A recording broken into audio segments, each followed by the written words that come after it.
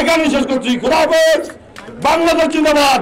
শহীদ জিয়া মোরক। আমার সহযোদ্ধা নাদিম আহমেদ সহ যুব দলের নেতৃবৃন্দ,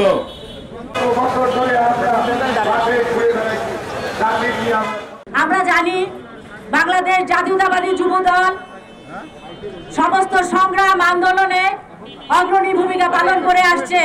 বাংলাদেশের যত আন্দোলন হয়েছে জাতীয়তাবাদী যুব দল সেই আন্দোলনে অগ্রণী ভূমিকা পালন করেছে।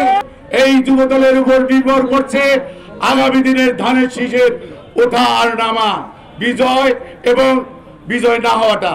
এ কারণে যুব দলকে অগ্রণী ভূমিকা পালন করতে হবে। শহীদ জিয়াউর রহমান যে লক্ষ্য নিয়ে এই যুব দল তৈরি করেছে, আজকে সেই যুব দলের নেতৃত্বে কুড়িগ্রামের 4টি আসন আমরা বিজয়ের পথে রয়েছি। ঠিক কিনা বলেন? শুভ দিন যুব দলের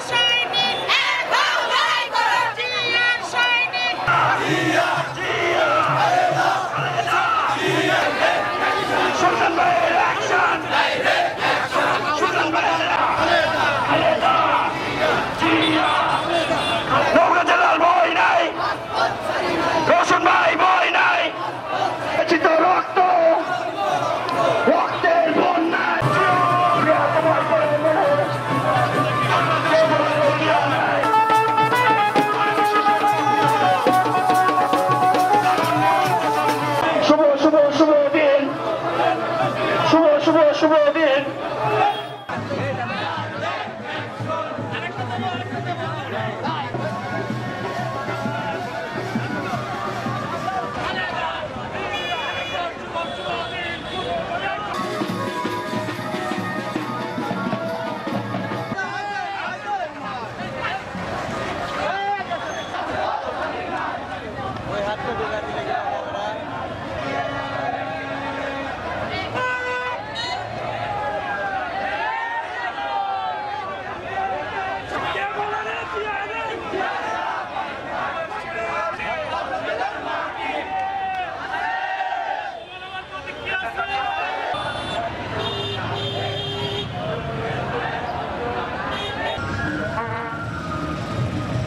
আজকে আমাদের বাংলাদেশ জাতীয়তাবাদী যুব দলের 47তম প্রতিষ্ঠা বার্ষিকী ছিল।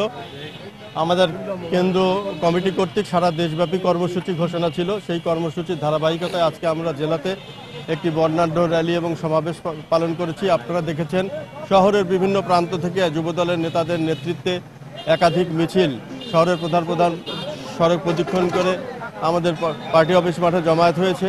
সেখান থেকে আমরা ঐক্যবদ্ধভাবে একটি সম্মিলিত বিশাল সুশোভিত র্যালি নিয়ে পাবনার প্রধান সড়ক প্রদক্ষিণ করেছি।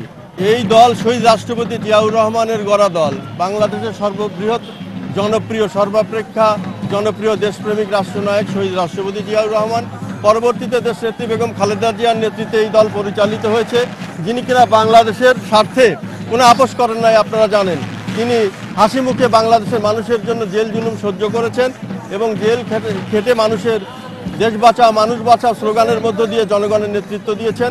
বাংলাদেশের মানুষের মুক্তি এসেছে জুলাই জনগণ এবং ছাত্রদের ঐক্যবদ্ধ আন্দোলনের মধ্য দিয়ে।